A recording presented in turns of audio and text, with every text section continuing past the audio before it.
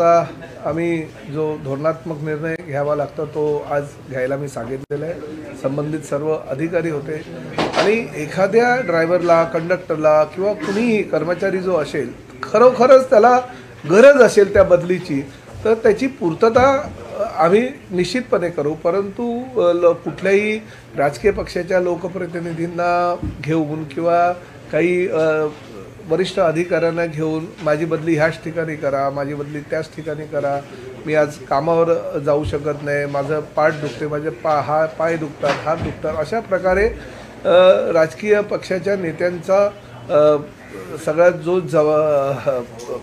दबाव असतो तो दबाव टाकून काही बदल्या होत असतात आणि त्यामुळे त्याचा फरक हा परिवहन सेवा चालवत असताना होत असतो। कारण नुकसानीचं प्रमाण हे फार मोठ्या प्रमाणात एस टी महामंडळाकडे आहे आणि ती एस टी सुस्थितीत आणण्यासाठी तो जो प्रेशर त्या एस टी महामंडळावर ते कमी करण्यासाठी आम्ही संपूर्ण बदल्या ह्या ऑनलाईन करण्याचा निर्णय घेण्याचं मी संबंधितांना आज सांगितलेलं आणि ह्याच आठवड्यामध्ये त्याची अंमलबजावणी होईल असं मला अधिकाऱ्यांनी सांगितलं। परिवहन मंत्री होते त्यावेळी जो परिवहन मंत्री तोच त्या परिवहन महामंडळाचा अध्यक्ष, हा नियम त्यांनी बोलला, हाच नियम आता होणार का? परत गोगावले सध्या एसटी परिवहन महामंडळाचे अध्यक्ष। हा निर्णय जो आहे तो पूर्णपणे मुख्यमंत्री श्री देवेंद्रजी फडणवीस, अजितदादा पवार आणि एकनाथ शिंदे साहेब घेतील। त्या बाबतीतला अजून माझी काही चर्चा झालेली नाही, परंतु लवकरच त्या बाबतीतला निर्णय आमचं सरकार घेईल। वृद्धांना एसटी महाग, महिलांना 50% पुढे अजून काय वाढ किंवा त्यात आपल्याला काय वाटतं की नाही, आता निवडणुकीच्या पूर्वी एकनाथ शिंदे ज्यावेळेस ह्या राज्याचे मुख्यमंत्री होते त्यांनी अनेक चांगले निर्णय ह्या राज्यासाठी घेतलेले आहेत। त्यामध्ये 75 वर्षाच्या वृद्धांना मोफत सवलत, महिलांना 50% सवलत देत असताना एस टी प्रॉफिटमध्ये सुद्धा आलेली आहे, कारण परिवहन खातं त्यांच्याकडे होतं। अशा अनेक सुविधा दिल्यानंतर जर आमचं एस टी ही प्रॉफिटमध्ये येत असेल तर असे निर्णय जनतेच्या हितासाठी आहेत, एस टी महामंडळाच्या फायद्यासाठी आहे, तसे निर्णय घेण्यात येतील।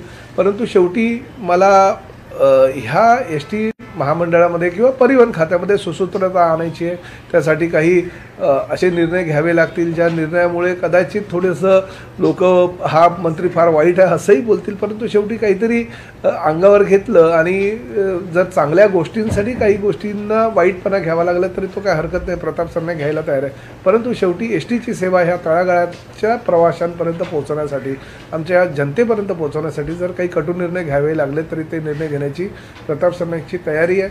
आतापर्यंत जे झालं ते झालं, परंतु आज ही जबाबदारी माझ्यावर मुख्यमंत्री देवेंद्र फडणवीस आणि आमच्या पक्षाचे मुख्य नेते आणि उपमुख्यमंत्री एकनाथ शिंदेंनी जर टाकली असेल तर त्यांनी फार मोठी जबाबदारी माझ्यावर टाकलेली आहे। त्यामुळे त्या जबाबदारीला न्याय देणं आणि ह्या खात्याला न्याय देणं ही माझी प्राथमिकता आहे।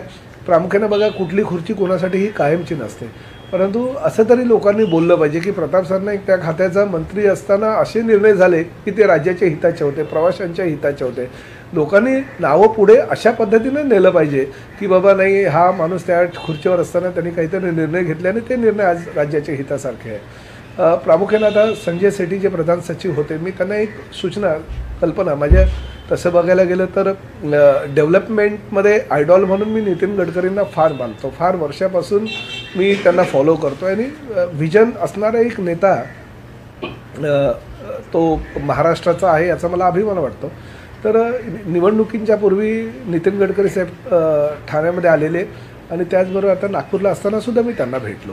माझ्या डोक्यातील एक संकल्पना आहे की जशी प्रवासी वाहतूक आपण जमिनीवरनं करतो तशीच प्रवासी वाहतूक ही हवेतनं होणं गरजेचं आहे। पाश्चात्य देशामध्ये तर ती वाहतूक चालू झालेली आहे, परंतु मला जी माहिती मिळाली ते बँगलोरला रोपवेची वाहतूक त्यांनी चालू केलेली आहे, ट्रान्सपोर्ट सिस्टीम। तर अशा प्रकारच्या मोठ्या बस म्हणजे 16 सीटर किंवा 20 सीटर ह्या आपण रोपवेच्या माध्यमातून MMR क्षेत्रामध्ये, कारण ग्रामीण भागामध्ये एवढं इझी नाही आहे, परंतु लोड जो MMR क्षेत्रातला आहे, प्रामुख्यानं मोठमोठ्या इमारती होत आहेत, परंतु जलवाहतूक आपण अजूनपर्यंत चालू करू शकलेला नाही। सगळा जो लोड आहे तो रस्त्यावर येतो आणि रस्त्यावरचा लोड कमी करून तो आपण हवेतली वाहतूक जर चालू केली आणि इझी आहे, जर आपण मेट्रो हवेतनं नेऊ शकतो तर रोपवेच्या माध्यमातून बस म्हणजे रोपवेसारखीच पण बस ती 16 सीटर 18 सीटर काही ठिकाणी जास्त पण होऊ शकते. तर अशा रोपवे आपण चालू करू शकतो का? आणि ते चालू केल्यानंतर ती जबाबदारी जी आहे ती परिवहन खात्याला जर दिली तरच ते चालू होऊ शकतं. मध्यंतरीच्या काळामध्ये MMR क्षेत्रामध्ये MMRDला ते मी पत्र दिलं होतं आणि त्या पद्धतीने त्यांनी काही विचारही चालू केला होता, परंतु ते बारगळलं. हे काम MMRDचं नाही आहे, हे ट्रान्सपोर्ट सिस्टीमचं काम आहे आणि हे आमच्या डिपार्टमेंटचं काम आहे. तर ही रोपवेची वाहतूक बसेससारखी हवेतनं जर आपण चालू करू शकलो तर त्याला सेंट्रल गव्हर्नमेंटची मान्यता मिळेल असं मला गडकरी साहेबांनी सांगितलं असतं. मी आजच्या बैठकीमध्ये दुसरा विषय तो घेतला की बेंगलोरच्या धर्तीवर आपण इतर राज्यातली मध्ये अशा वाहतूक व्यवस्था कशी आहे, कुठल्या प्रकारे ते चालू झालेली आहे त्याचं तुम्ही निरीक्षण करा, अहवाल मागवा आणि एक प्रोजेक्ट रिपोर्ट सादर करा, जेणेकरून आपण दिल्लीला गडकरी साहेबांना तो सादर करू आणि सेंट्रल गव्हर्नमेंटचं अप्रुव्हल मिळालं की मला असं वाटतं की फंडसुद्धा जर गरज असेल तर सेंट्रल गव्हर्नमेंटच्या माध्यमातून आपल्याला गडकरी साहेबांच्या डिपार्टमेंटच्या माध्यमातून मिळू शकतं. तर ते प्रेझेंटेशन लवकरात लवकर आपण सादर करावं असं मी अधिकाऱ्यांना सांगितलं. काही लोकांनी मला सांगितलं की गुजरातचे डेपो जे आहे ते अतिशय अत्याधुनिक आहेत, ते डेपो कशा पद्धतीने त्यांनी बनवलेले आहे त्याची पाहणी आपल्याला भविष्यामध्ये करायची आहे. काही लोकांनी मला सांगितलं की कर्नाटक ह्या देशामध्ये कर्नाटकची जी प्रवासी वाहतूक आहे ती वाहतूक एक नंबरची प्रवासी वाहतूक आहे. तर साधारण फेब्रुवारीच्या पहिल्या आठवड्यामध्ये कर्नाटक राज्यामध्ये जाऊन तिथल्या परिवहन मंत्र्यांशी भेट घेऊन, भले ते काँग्रेसचं सरकार तिकडे असेल पण चांगल्या गोष्टी कुणाच्या जर असतील तर ते घ्यायला काहीच हरकत नाही. त्यामुळे कर्नाटक राज्यामध्ये जाऊन तिथली परिवहन सेवा कशी सुस्थितीत आहे, कशी प्रॉफिटमध्ये आहे ते आपण बघूया असं मी माझ्या अधिकाऱ्यांना सांगितलं. त्यामुळे ह्या सगळ्या गोष्टी ज्या आहेत त्या लवकरात लवकर करायच्या आहेत. लगेच तर काही सगळं होणार नाही, पण एक व्हिजन डोळ्यासमोर ठेवलेलं आहे. आणि मला असं वाटतं की जर ही हवेतली प्रवासी वाहतूक आपण चालू केली तर ह्या पूर्ण देशामध्ये महाराष्ट्र राज्य त्या बाबतीतला नंबर 1चं राज्य ठरेल आणि प्रॉफिटेबल संस्था चालवणारी परिवहन सेवा म्हणून भविष्यामध्ये ही उदयाला येईल. रस्ते अपघात रोखण्यासाठी किंवा कमी करण्यासाठी काय उपाययोजना असतील आणि गडकरींनी संसदेमध्ये पण त्या अधिवेशनामध्ये यावर चिंता व्यक्त केली.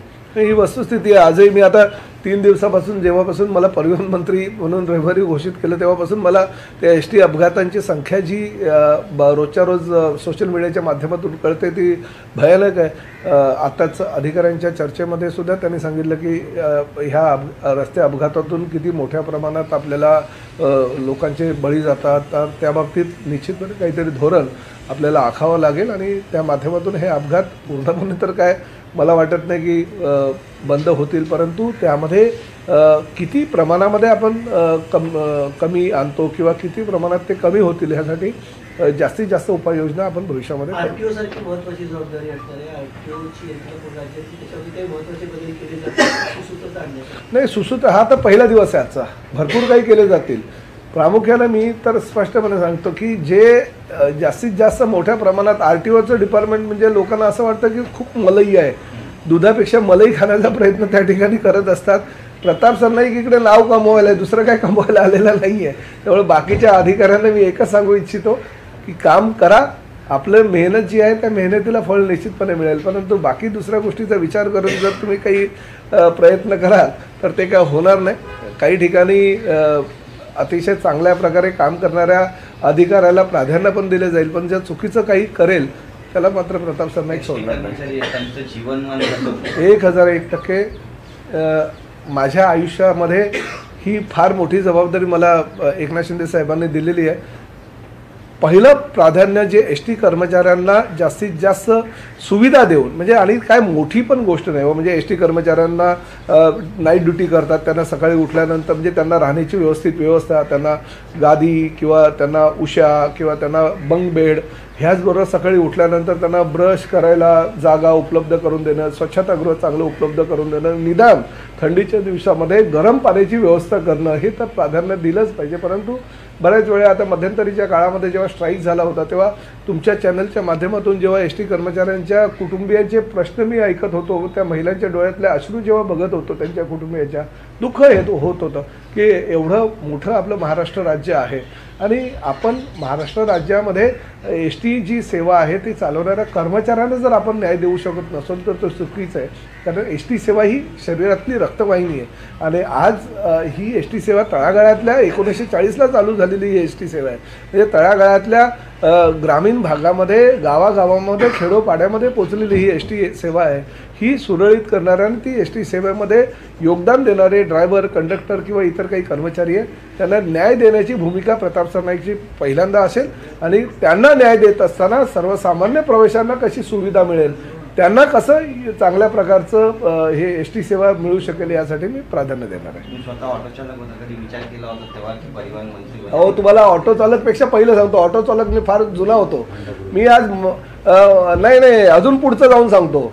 मंत्रालयामध्ये येताना मी पायरी चढली. आतापर्यंत आमदार म्हणून येत होतो पण मंत्री म्हणून जेव्हा पायरी चढली, तुमच्या माहितीकरता सांगतो, मी ह्या मंत्रालयामध्ये वयाच्या 12व्या वर्षापासून अगरबत्ती आणि कॅलेंडर विकायला यायचो. म्हणजे मी दादरला जेव्हा शाळेमध्ये होतो महापालिकेच्या शाळेमध्ये तेव्हा शाळकरी विद्यार्थी म्हणून ह्या मंत्रालयामध्ये ह्या 4थ्या माळ्यावर ह्या 2ऱ्या माळ्यावर त्यावेळेस 2ऱ्या माळ्यावर अकाउंट सेंटर होतं, अकाउंट्स डिपार्टमेंट वगैरे होतं. तर मी भाग्यश्री नावाची अगरबत्ती होती जी दादरच्या आमच्या भवानीशंकर रोडमध्ये कीर्तिकर मार्केटमधनं आम्ही होलसेलने घ्यायचो आणि तिकडनं त्या होलसेलच्या अगरबत्त्याचे पॅकेट घेऊन इकडे यायचो. आणि जयंत साळगावकर जे माझ्या वडिलांचे मित्र होते त्यावेळेस कालनिर्णय कॅलेंडरची निर्मिती झाली होती. कालनिर्णय कॅलेंडर ₹1.30 त्यावेळेस मिळायचं आणि मी मंत्रालयामध्ये येऊन जी छापील किंमत होती ₹1.60 त्यांनी विकायचं. म्हणजे 30 पैसे प्रॉफिट मला व्हायचं. म्हणजे वयाच्या 12व्या-13व्या वर्षीसुद्धा मी दिवसाला 20 ते 25 रुपये कमवायचो आणि त्या मंत्रालयामध्ये माझे फार मोठे ग्राहक असायचे त्यावेळेस. म्हणजे माझी सुरुवात ती तसं बघायला गेलं तर मंत्रालयामध्ये ह्या अशा दालनांमध्ये अगरबत्त्या आणि कॅलेंडर विकले आणि नंतर मग 84-85 साली ऑटो रिक्षा वगैरे नंतर तो प्रकार. कारण नंतर काय झालं, हाफ पॅन्ट होती तोपर्यंत लोक घ्यायचे हो माझ्याकडनं सगळं अगरबत्त्या आणि कॅलेंडर वगैरे. तर नंतर फुल पॅन्ट आली, मोठा झालो तर लोक मग जास्त करणारे हाकाने म्हणून मग ऑटो चालवायला सुरुवात केली. त्यामुळे हा प्रवास माझा फार मोठा आहे आणि माझ्या जीवनातली ती सुरुवात आहे. त्यामुळे अजूनही ती प्रसंग आठवतात. त्यावेळेस परिवहन विभागाच्या टॉप गिअरमध्ये. त्यामुळे हे जुने दिवस आठवतात. ते आता बिचारे मी जे माझ्याकडनं अगरबत्त्या कालनिर्णय वगैरे ते रिटायर होऊन बसले असतील घरी. हे झालं ना आता काय.